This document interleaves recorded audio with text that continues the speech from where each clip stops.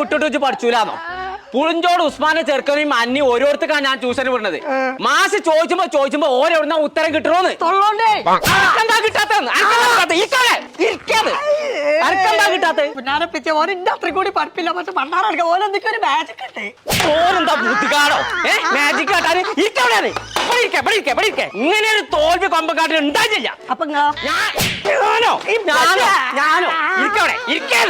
ഇരിക്കേ ഞാൻ എന്നെ പഠിപ്പിച്ചത് ഞാനാണ്. അന്ന് ടീച്ചറിനെ വിളിച്ചു പറഞ്ഞു.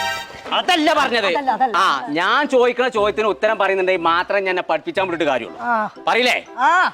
എന്റെ ചോദ്യം നേരം 1.5 ചോദ്യം. കെമിസ്ട്രി എന്ന് ചോദിച്ചാളിപ്പച്ചേ. തുരങ്കം കണ്ടുപിടിച്ചത് ആര്? My son. ഭാഗ്യം ഒന്ന് ശരിയായി. രണ്ടാമത്തെ ചോദ്യം ബയോളജി മതിപ്പച്ചേ. ശ്രദ്ധിച്ചു കേട്ടോ.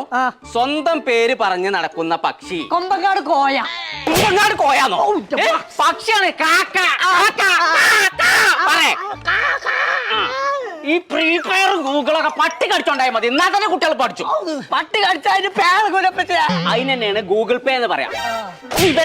വിവരമാണ് 20 രൂപ ക്രെഡിറ്റ് ആയിട്ടുണ്ട്. നന്ദിയുണ്ടേ. എന്താ പോയേക്ക ഇവിടെ വരി.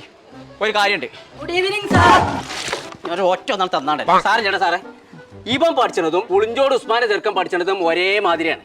പക്ഷെ ഇപ്പൊ കുറച്ച് ദിവസമായിട്ട് ഉസ്മാന്റെ ചെറുക്കന് പെട്ടെന്ന് ആൻസർ പറയുന്നുണ്ട്. അതിന്റെ ട്രിക്ക് എന്താ? അത് ഉസ്മാനിക്കാന്റെ മകനടക്കം കേരളത്തിലെ ഒട്ടുമിക്ക കുട്ടികൾ ഇപ്പൊ ലേണിംഗ് ടൂൾ ഉപയോഗിക്കുന്നുണ്ട്.